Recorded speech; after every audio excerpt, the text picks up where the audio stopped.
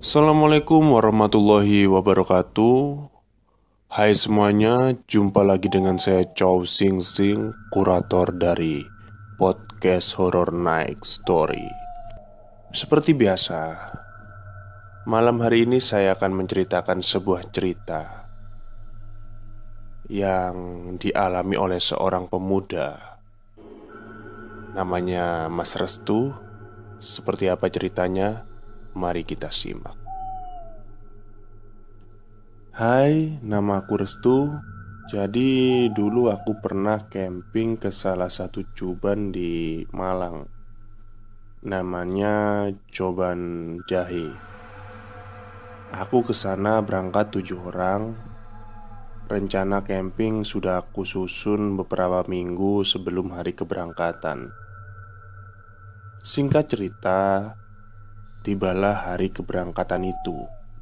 Namun keberangkatan kami tidak sesuai jadwal alias molor.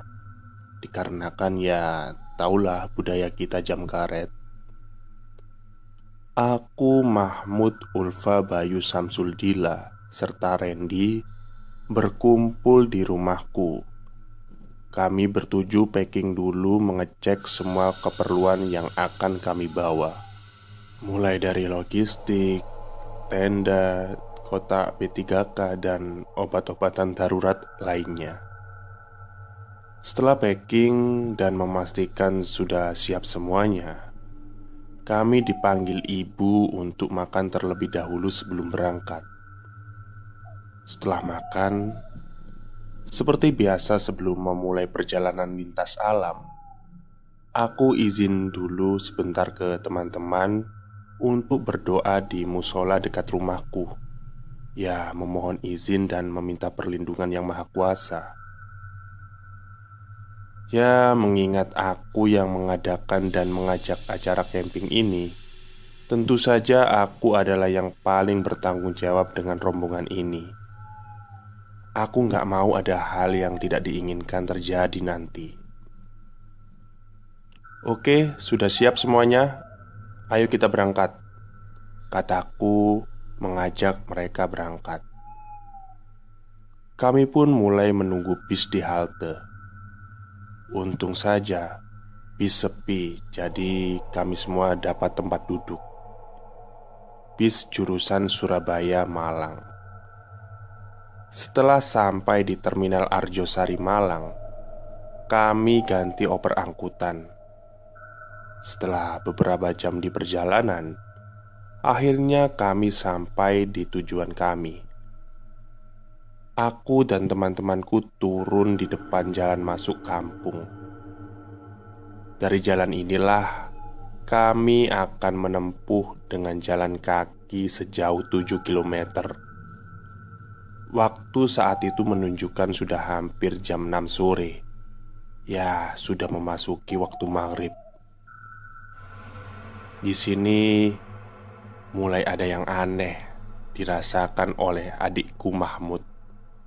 Saat pertama kali turun dari angkutan, pertama menapakkan kaki, adikku langsung merasakan sambutan.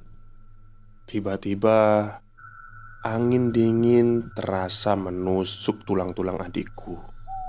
Tapi adikku tidak menceritakannya waktu itu. Dia hanya menceritakan kepada kami saat berada di lokasi camping. Adikku ini memang memiliki kelebihan, bisa melihat dan merasakan hal-hal gaib. Akan tetapi, dia tipe anak yang tidak akan mau bercerita kalau tidak didesak. Oke, kita lanjut bercerita. Aku mengajak melanjutkan perjalanan.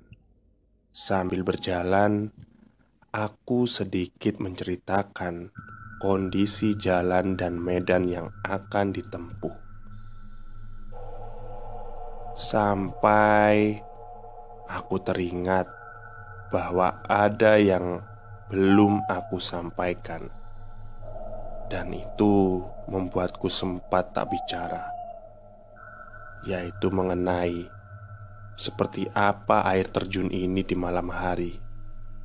Karena sebelum camping dengan mereka, aku sudah pernah camping di sini dan hanya berdua dengan sahabatku. Memang tempat ini bukanlah tempat yang biasa untuk camping. Hal yang belum aku ceritakan kepada mereka adalah cerita bapakku yang dulu waktu masih muda pernah camping di sini.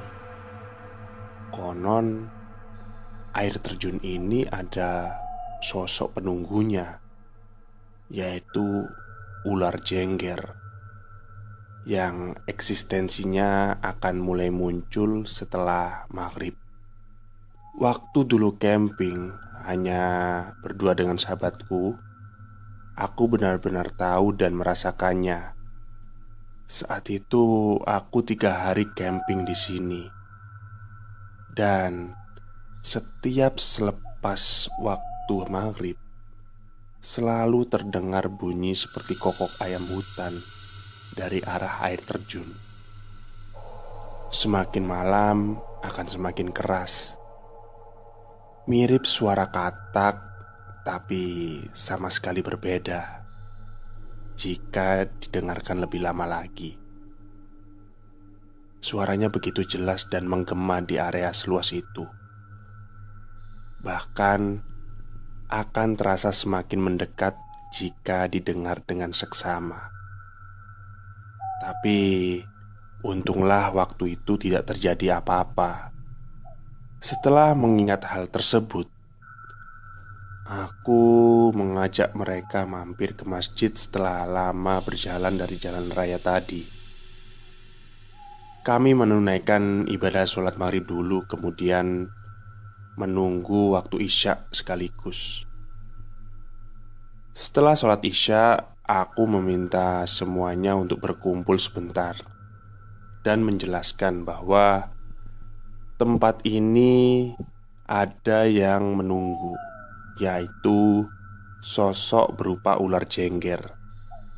Tapi untuk menenangkan mereka, aku bilang tak perlu khawatir, asal kita tidak macam-macam.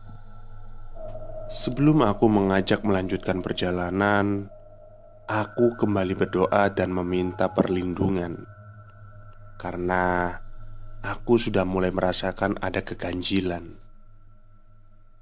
Kami pun mulai melanjutkan perjalanan. Kami berjalan sambil bersenda gurau, tapi hanya Mahmud yang terlihat agak aneh. Bagaimana tidak, semenjak turun dari angkutan, terlihat wajah dan ekspresinya seperti menyimpan sesuatu. Dia lebih banyak diam dalam perjalanan. Tiba-tiba, di sela kami asyik berjalan sambil mengobrol, terdengar keras suara petir menyambar. Kami semua diam karena mengingat waktu itu adalah bulan di mana masih bulan kemarau atau musim kemarau. Yang kami khawatirkan pun terjadi. Hujan deras mulai mengguyur. Kami tak ada persiapan untuk ini. Untung saja ada gubuk di pinggir jalan untuk kami berteduh. Aneh sekali, cuaca tiba-tiba berubah. Kami berteduh di gubuk itu lumayan lama, sampai hujan mulai reda, menunjukkan pukul 8 malam. Dan akhirnya kami berinisiatif untuk melanjutkan perjalanan. Selama perjalanan, sikap Mahmud masih sama, jarang berbicara dan lebih banyak diam. Hingga separuh perjalanan, akhirnya sampailah kita di trek yang dipenuhi oleh rimbunan bambu. Rimbunan bambu ini sangatlah lebat dan rimbun, dan bisa menimbulkan rasa ngeri jika kita berjalan sendiri melewatinya. Sampai akhirnya kami melewati jalanan tersebut dan kembali melewati jalanan terbuka. kami istirahat sebentar di persimpangan jalan, di mana itu adalah titik terakhir terdapat rumah penduduk setempat. Kami istirahat sambil minum dan makan sedikit camilan. Aku kembali mengingatkan bahwa setelah ini jalannya adalah medan naik turun hutan, dan meminta mereka agar mulai benar-benar fokus dalam perjalanan.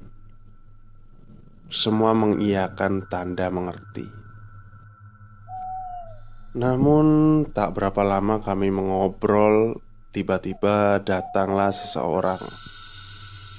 Kami kaget dan langsung menoleh semua saat itu. Lelaki parubaya dengan pakaian celana kain dan baju hitam tanpa kancing. "Mau kemana toh nak?" sapa orang itu kepada kami. "Anu pak, saya mau camping di air terjun," kataku. "Kok malam bener?" "Iya pak, tadi berangkatnya molor." Anak berapa nak?" "7 pak." "Loh, rumahnya sampean itu di mana?" "Pasuruan pak." "Loh, kok cek jauhnya? Malam-malam pisan." "Iya pak," jawabku sekenanya, karena aku merasa tak enak hati, seperti diinterogasi oleh orang ini. Sampai pada saat orang tersebut mulai bertanya dengan nada penekanan. "Mas, saya tanya, sampean ini malam begini jauh-jauh, terus 7 orang, kok ya berani berangkat ke Coban? Gak pernah loh mas, ada yang berani berangkat malam-malam seperti ini ke Coban. Rata-rata rombongan itu datangnya pagi-pagi," kata lelaki itu. Aku pun menjawab, "Iya pak, gak apa-apa, bismillah aja." Yang lain gak berani menjawab, hanya menyimak obrolanku dengan orang ini. Kemudian orang ini memanggil Mahmud adikku. Aku kaget. Yang dipanggil adalah Mahmud yang sedari tadi di perjalanan lebih banyak diam. Mahmud pun mendekat, dan lelaki itu berpesan, "Mas, sampean sing hati-hati yo. Sing liyane gak popo. Sampean tok sing bahaya. Hati-hati ae yo." Mendengar pesan itu, aku dan yang lain kaget. Tapi Mahmud hanya tersenyum kecil dan mengiyakan pesan tersebut. Selesai memberikan nasihat tersebut, bapak itu pamit. Kami mengiyakan pamitan tersebut. Namun, saat kami saling bertatapan hanya beberapa detik dan menengok kembali ke arah bapak tersebut yang tadi pamitan, kami semua dibuat kaget. Orang tersebut sudah tidak nampak di penglihatan kami. Kami heran, bagaimana mungkin hanya selang beberapa detik orang tersebut sudah hilang. Apakah orang tersebut benar-benar manusia? Sesaat kami dibuat bengong oleh orang tersebut. Sebagai leader dalam camping tersebut, aku harus berani mengambil keputusan dengan hal yang tak wajar barusan. Aku meminta pendapat yang lain, apakah akan melanjutkan perjalanan atau tidak. Dan mereka berbeda pendapat. Bayu menyarankan untuk tetap lanjut, Samsul tidak menjawab. Randy bilang terserah. Dila dan Ulfa memilih tidak melanjutkan. Tentu saja, jawaban mereka membuat aku bingung. Akhirnya, aku putuskan bertanya pada Mahmud adikku. "Gimana? Lanjut gak?" "Lanjut aja mas, gak apa-apa," kata Mahmud. Aku tak puas dengan jawaban Mahmud. Dia menjawab dengan muka menunduk tanpa mau memandangku. Melihat sikap dan jawabannya yang seperti itu, aku pertegas lagi pertanyaanku, sembari memegang pundaknya. "Yang bener, ini bukan mainan. Ingat kan pesan orang tadi?" kataku jelas. Dan Mahmud pun akhirnya menjawab dengan pasti, "Ya terus aja, nggak masalah." Meski masih terlihat sedikit keraguan dari jawabannya, akhirnya aku putuskan untuk melanjutkan perjalanan. Aku ajak semua mendekat dan berkumpul. Kemudian kami memulai berdoa dan bermunajat agar tidak terjadi apa-apa. Bayu yang di sampingku menempuk pundakku dan mencoba memberi masukan positif agar tidak perlu khawatir. Namun, aku tetap mencoba untuk berkonsentrasi hingga akhirnya aku mendapat gambaran dalam pejam mataku. Aku melihat samar wajah Dila dan Bayu. Aku langsung kaget dan membuka mataku. Setelah mataku terbuka, aku diam sejenak. Masih ada keraguan di hati ini. Namun akhirnya aku memutuskan untuk terus melanjutkan perjalanan. Aku mengajak yang lain lanjut, namun aku meminta Bayu untuk berjalan di depan dan aku mengawasinya dari belakang. Kami melanjutkan perjalanan dengan tidak berbicara. Mungkin kami sedang bingung di pikiran masing-masing. Agak lama berjalan melewati trek rumput ilalang yang lebih tinggi dari kami. Semakin lama perasaanku semakin tidak enak. Hal yang mengganggu pikiranku adalah wejangan dari orang tua tadi. Hingga aku tak kuat menahan pikiranku dari keresahan.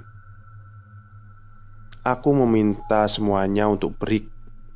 Saat aku meminta break, anak-anak lain pun kaget karena kami baru saja berjalan. "Ada apa tau?" tanya Bayu heran. "Berhenti dulu daripada tambah gak karuan," kataku. Semua berhenti. Aku langsung menghampiri Mahmud dan mengajaknya agak menjauh dari yang lain.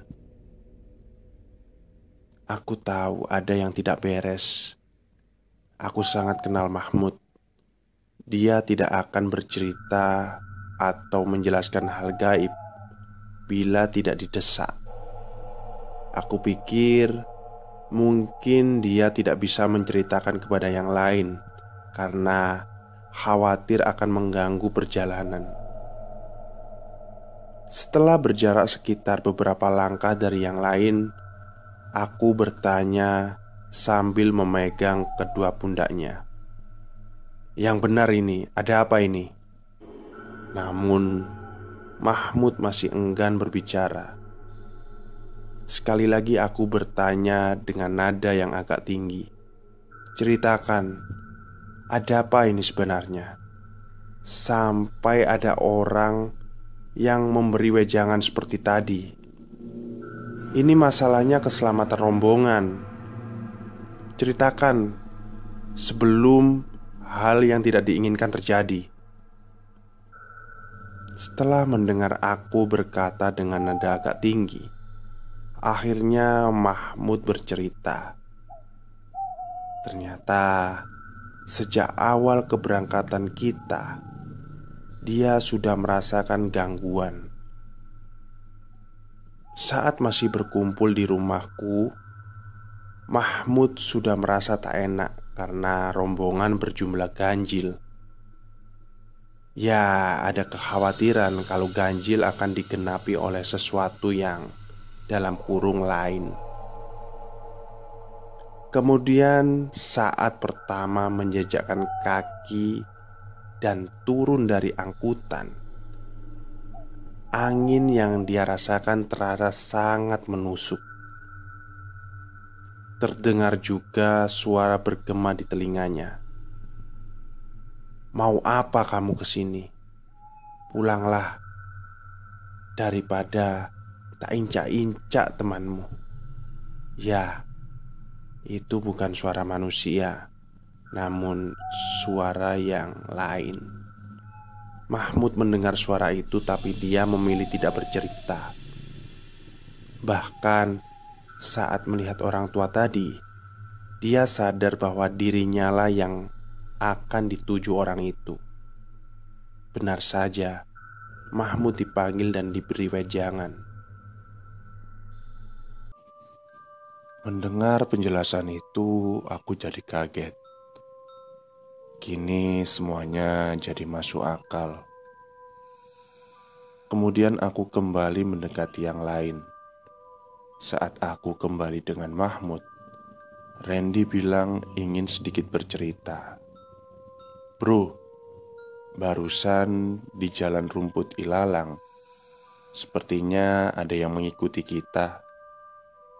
Tapi waktu aku lihat ke belakang, gak ada siapa-siapa," kata Randy.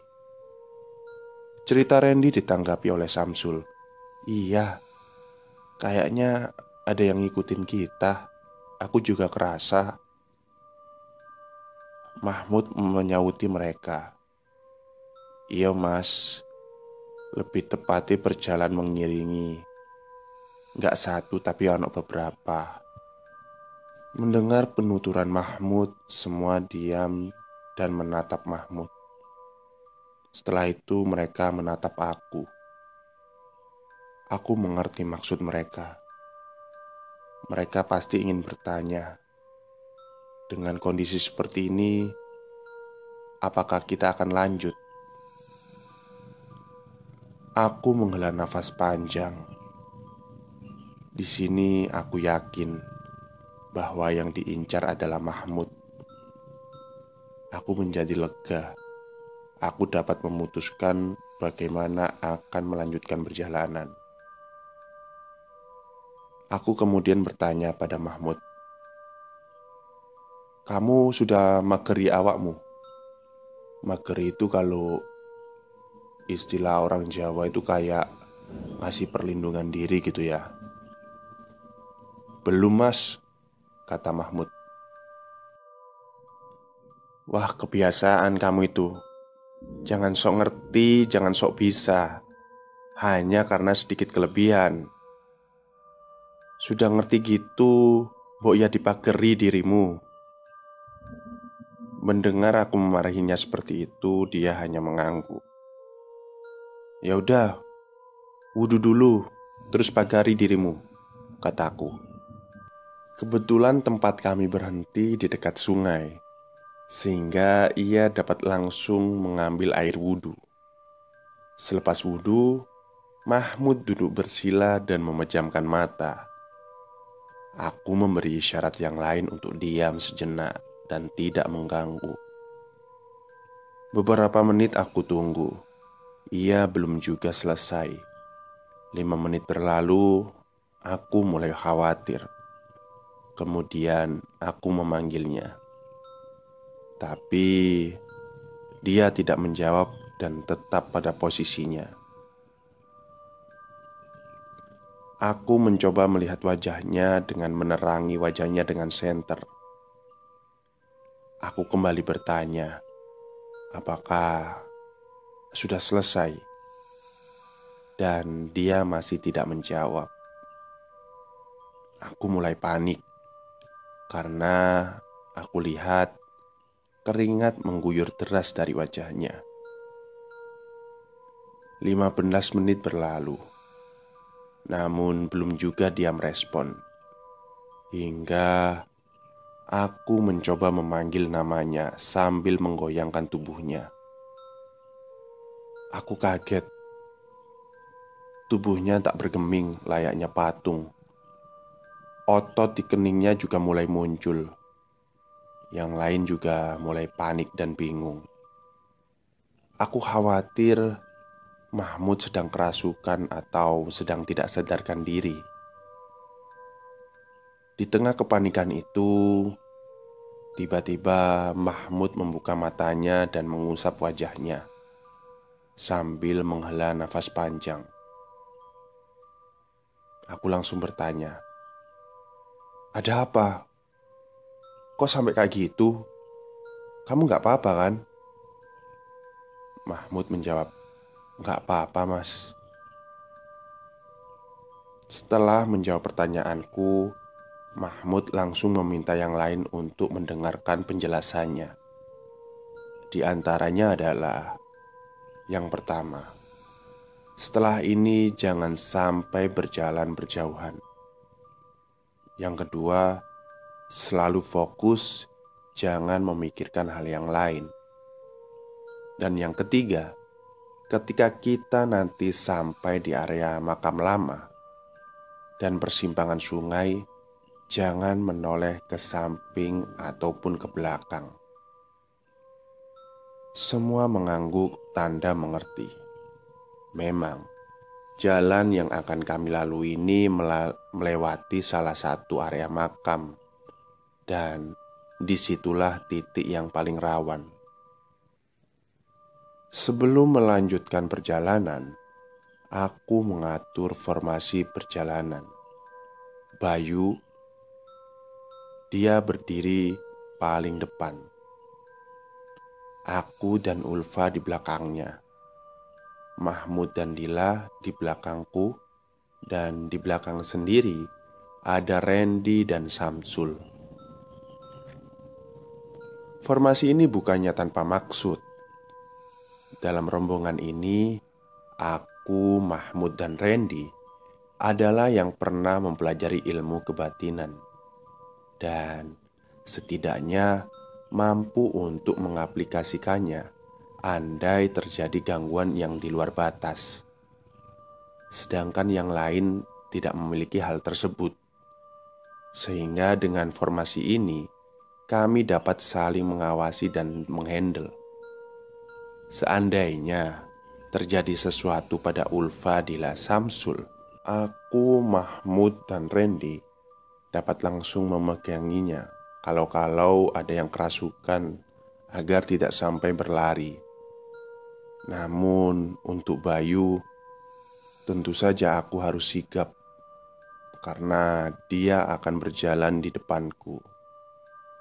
Yang paling kami khawatirkan jika mereka kerasukan kemudian lari. Wah, bisa repot kita. Mengingat medan yang kami tempuh di sebelah kiri adalah aliran sungai yang deras. Mungkin karena habis hujan juga. Bukankah sangat bahaya jika mereka kerasukan kemudian melompat ke sungai? Itulah yang kami khawatirkan. Perjalanan pun kami lanjutkan.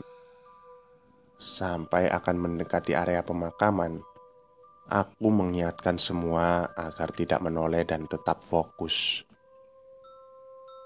Ketika kita melewati area makam, suasana terasa sangat mencekam. Bahkan tidak ada suara jangkrik ataupun kodok di area ini. Ditambah area ini lumayan berkabut. Anehnya, di jalan yang sebelumnya tidak berkabut sama sekali. Hanya area ini. Kami berjalan dengan menunduk dan tanpa berbicara sepatah kata pun. Akhirnya, kami pun berhasil melewati area pemakaman tanpa ada kendala. Kami lega, suasana mencekam tersebut dapat kami lalui. Karena merasa titik yang paling rawan sudah kami lewati, kami terlena dan lupa akan pesan Mahmud. Kami kembali bercanda sambil berjalan.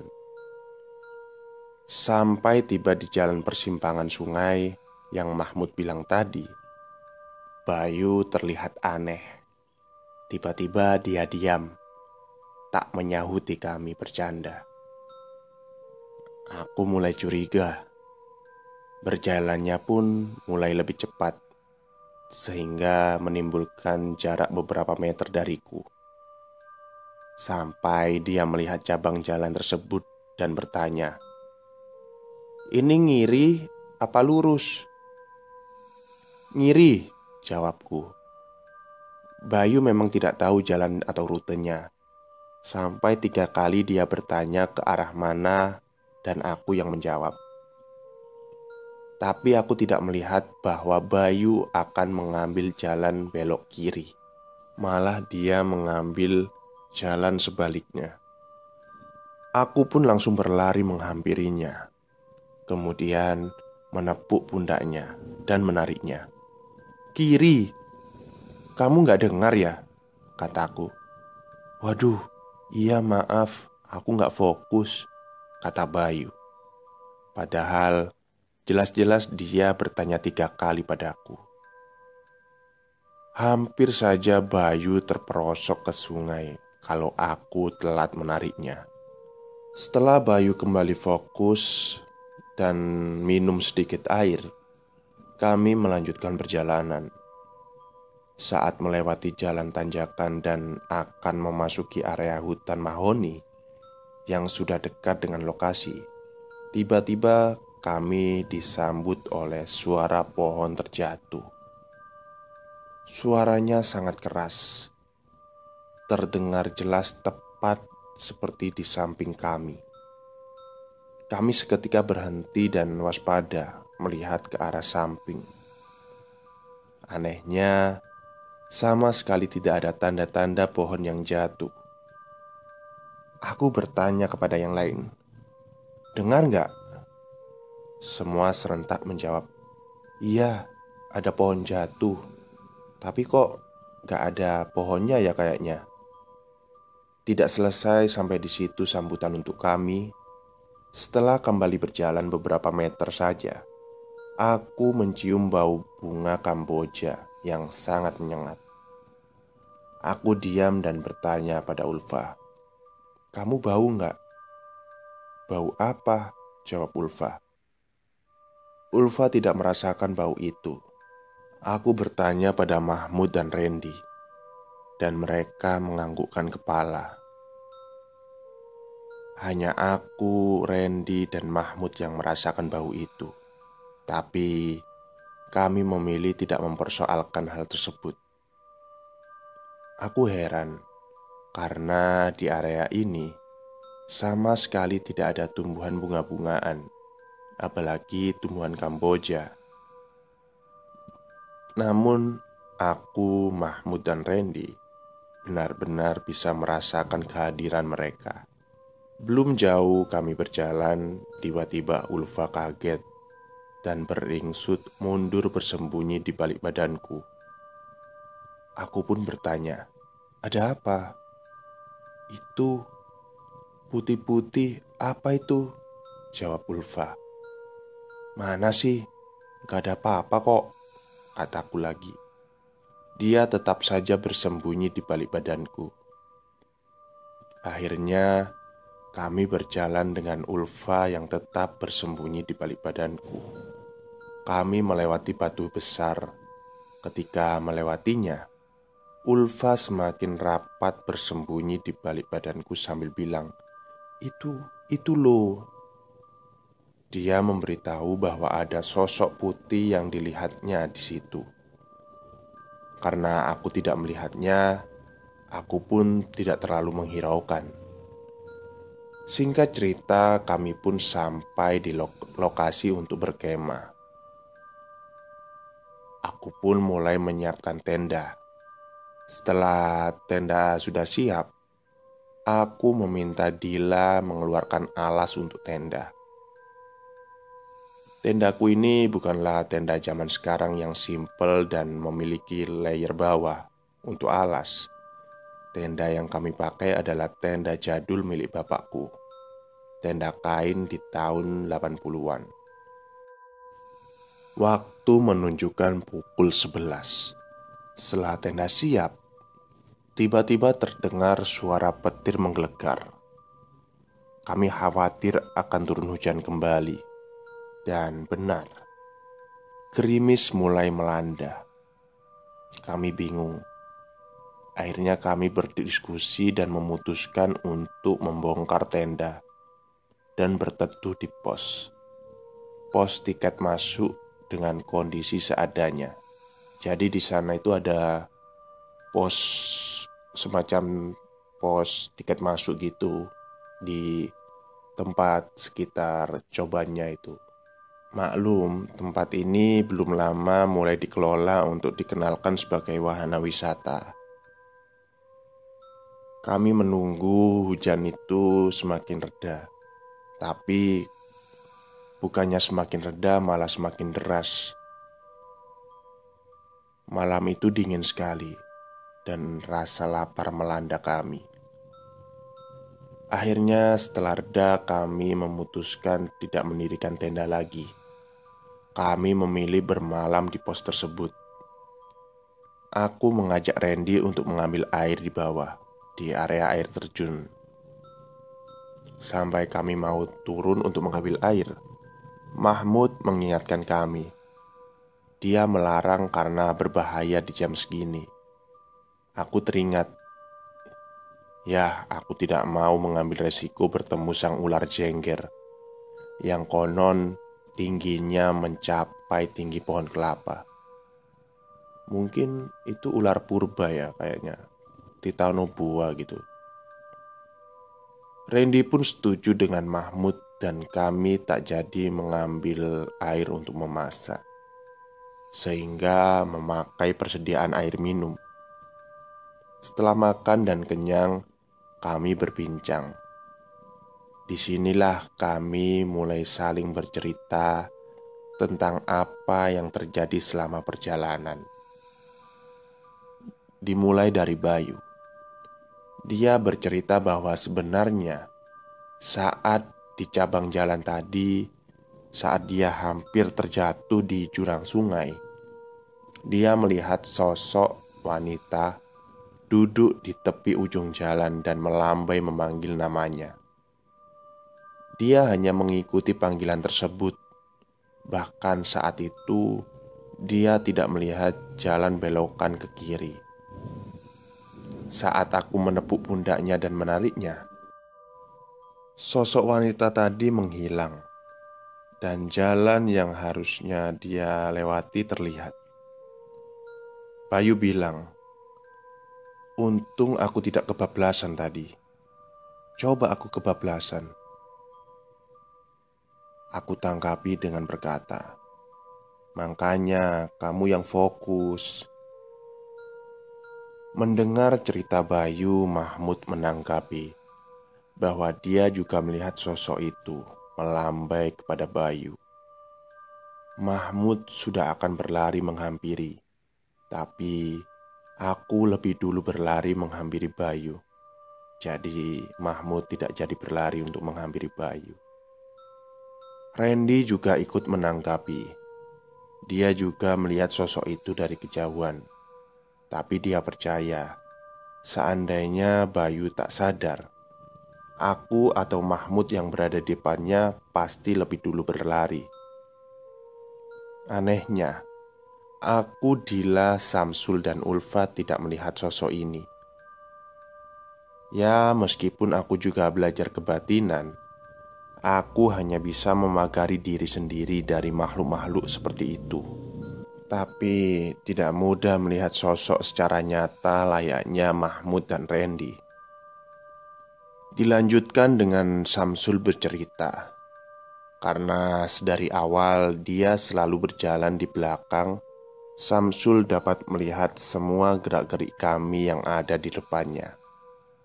Samsul tidak melihat sosok tersebut, tapi semenjak melewati jalan ilalang yang tingginya lebih tinggi daripada badan kami, dia merasakan diawasi dan diikuti.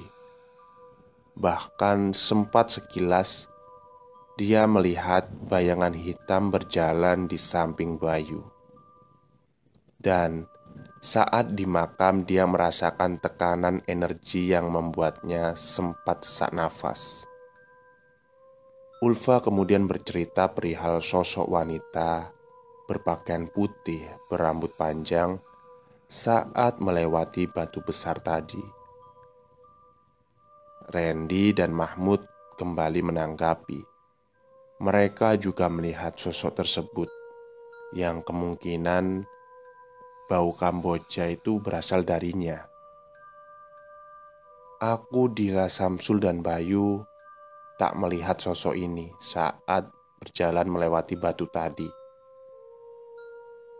Suasana kemudian mencekam ketika terdengar seperti langkah kaki di luar pos loket. Dan aku lihat ternyata tidak ada siapapun di sana.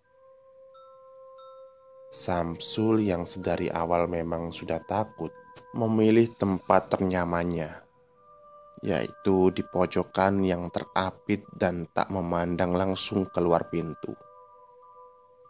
Mahmud dan Randy berada di sisi pintu, sedangkan aku di tengah.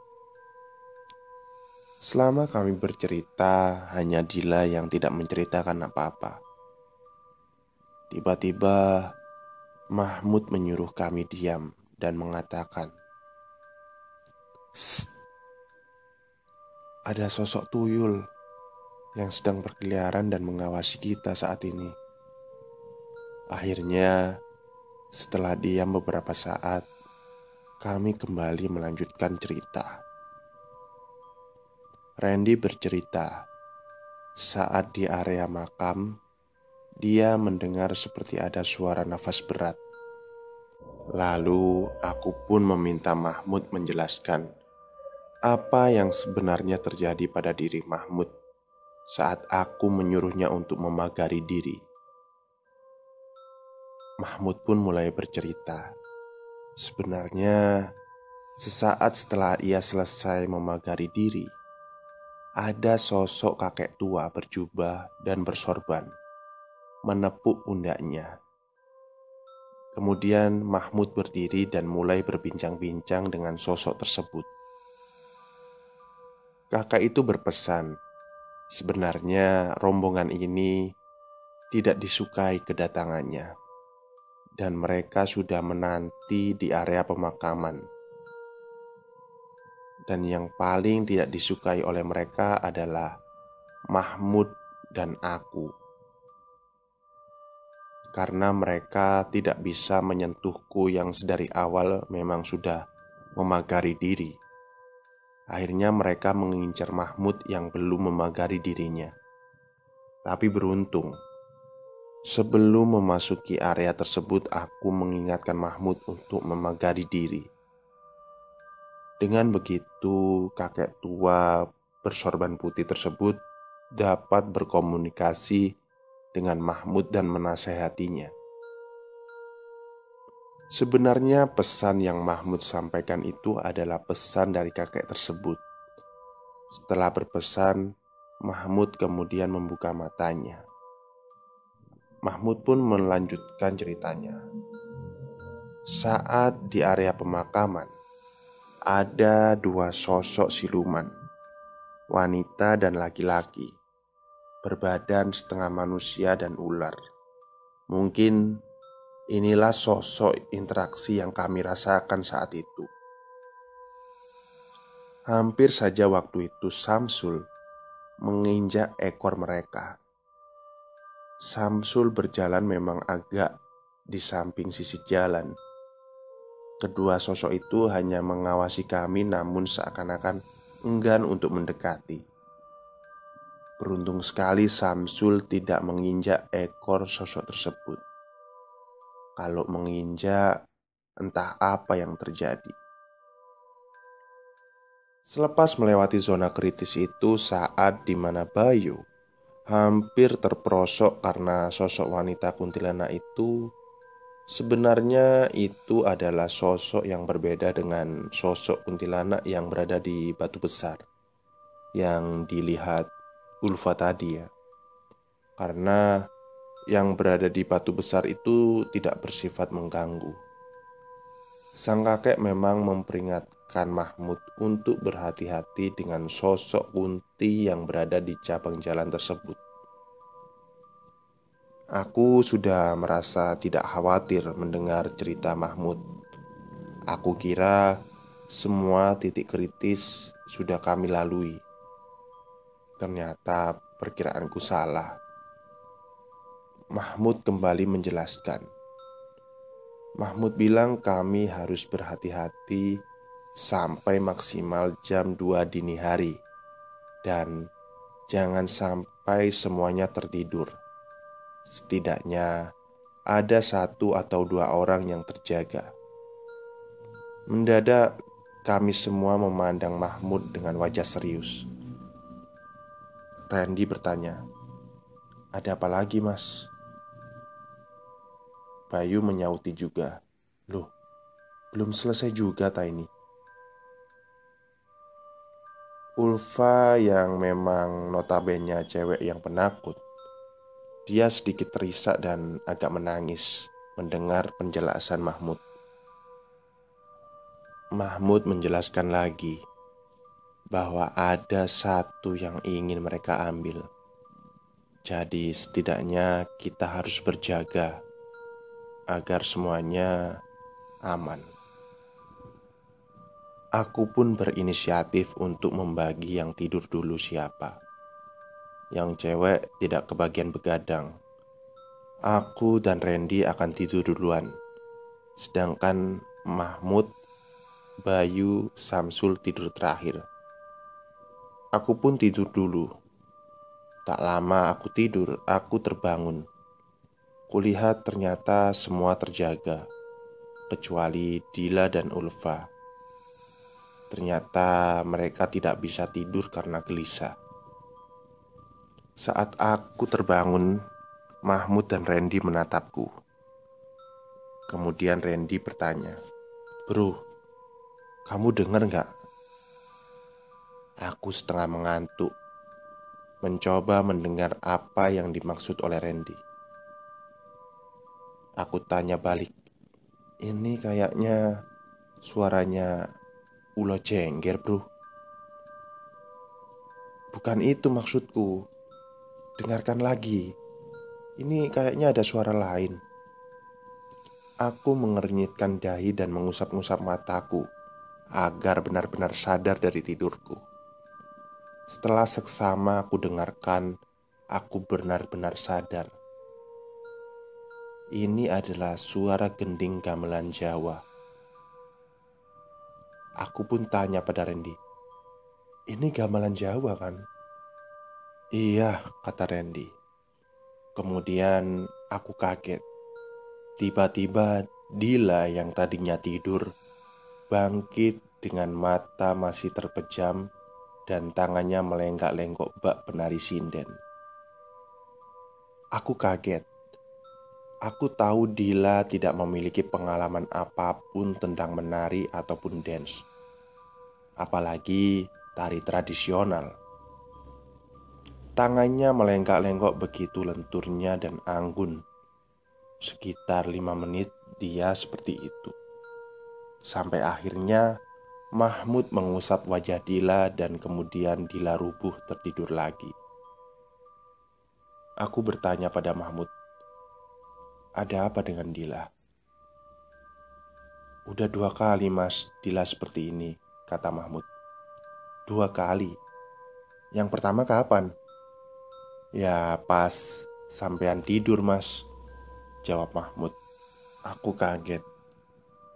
Ternyata Dila sudah mengalami hal seperti itu 2 kali. Hanya saja yang pertama saat aku tidur. Randy pun menyautiku, "Gawat ini bro, kalau sampai kita tidur semua. Bisa hilang itu Dila." Benar kata Randy. Beruntung Mahmud sudah memperingatkan kami. Samsul dan Bayu aku suruh untuk tidur, tapi mereka nggak mau. Katanya sih nggak bisa tidur, atau mungkin takut mengalami hal yang sama seperti Dila. Mahmud melanjutkan cerita. Sebenarnya Selain karena ular jengger di air terjun, di seberangnya ada sosok penari. Penari itu melambai pada Mahmud sambil menari dan tersenyum. Itulah alasan Mahmud tak memperbolehkanku untuk turun ke area air terjun. Mahmud sadar penari itu menginginkan salah satu dari kami. Dia tersenyum seakan meledek. Untung kami sudah diperingatkan terlebih dahulu. Aku melihat jam. Jam masih menunjukkan pukul 12:30. Akhirnya aku mengajak Randy untuk berjaga di luar pos. Randy pun setuju. Aku pun menggunakan tenda sebagai alas duduk kami. Kami berjaga di sisi pos dan menghadap ke arah jalan. Keanehan kembali terjadi di sini. Saat kami mengobrol, tiba-tiba udara yang tadinya biasa saja terasa sangat dingin. Padahal aku sudah memakai jaket dan celana panjang serta kaos kaki. Namun, saat aku tanya Randy, dia malah bilang kalau justru hawanya gerah dan membuat dia berkeringat. Aku makin heran, kenapa hanya aku yang dingin. 20 menit berlalu. Aku menyerah dan tak kuat menghadapi hawa dingin ini. Aku mengajak Randy kembali masuk. Randy setuju, meskipun dia juga heran karena sebaliknya dia merasakan gerah bukan dingin. Akhirnya kami pun masuk ke dalam. Mahmud bertanya, "Kelihatan apa, Mas?" "Di batu," jawab Randy. Ternyata Randy melihat sosok kuntilanak di batu besar. Benar saja, mungkin itu tempatnya. Meski agak jauh, tapi batu tersebut masih terlihat jelas dari pos yang kami singgahi. Namun Mahmud menegaskan dia hanya mengawasi, tidak mengganggu. Ya, aku memang benar-benar tidak pandai dalam melihat sosok seperti Randy dan Mahmud. Tapi tak apalah, asal bisa memagari diri aku sudah bersyukur.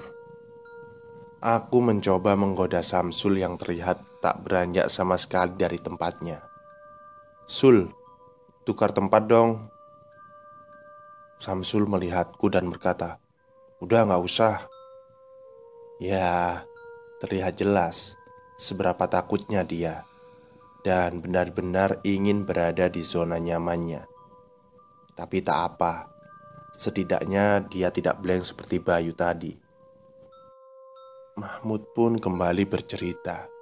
Saat kita mendengar suara pohon tumbang di jalan tanjakan tadi, Mahmud melihat sosok tinggi besar dengan mata merah menyala. Ya, apalagi kalau bukan genderuwo. Dia sedang mengawasi kami dari kejauhan. Mahmud hanya melihat sekilas dan kemudian mengajukannya. Mungkin saat ini yang benar-benar mengkhawatirkan adalah kondisi Dila. Mungkin saja Dila diincar oleh si penari dan si genderuwo itu, mengingat genderuwo lebih tertarik dengan wanita.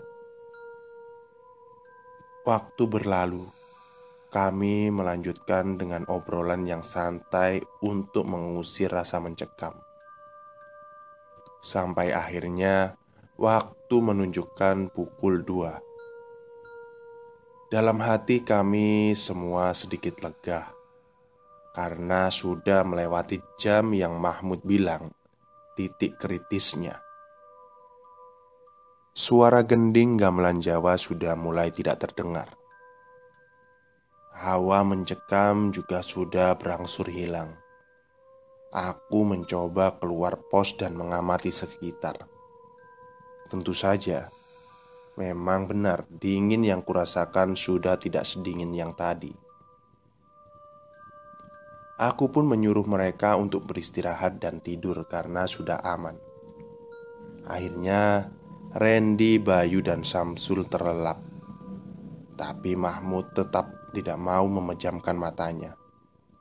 Aku kasihan karena melihat matanya sudah merah, tanda dia sangat mengantuk sekali.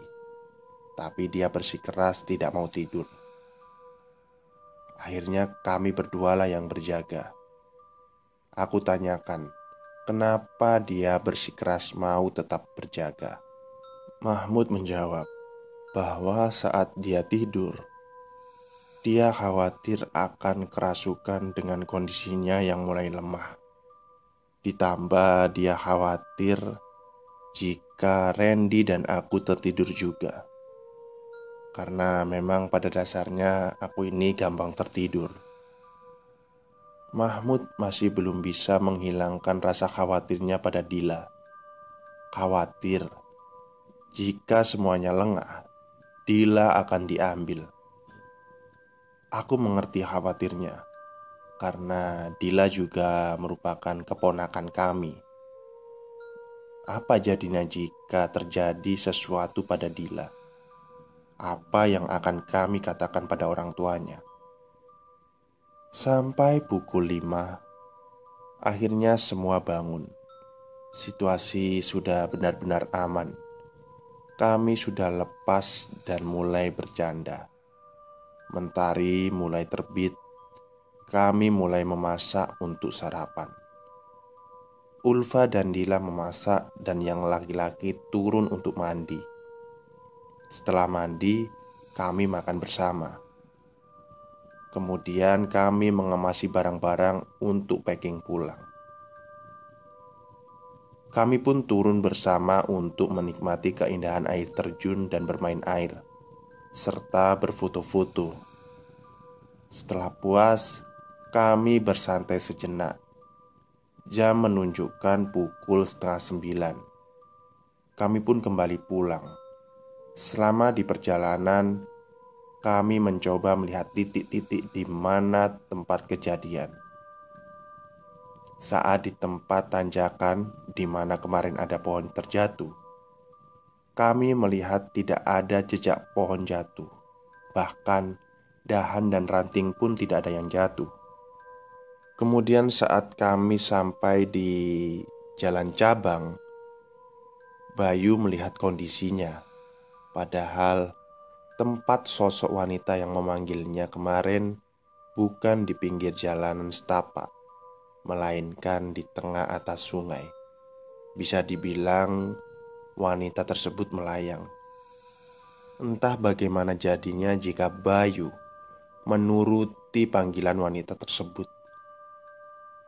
Saat di area makam, Mahmud menunjukkan titik di mana dia melihat dua sosok siluman kemarin. Tepatnya adalah di depan makam di bawah pohon beringin. Sesampainya di persimpangan yang kemarin kami bertemu orang tua Parubaya, kami sengaja berhenti dengan harapan bertemu sosok tersebut lagi.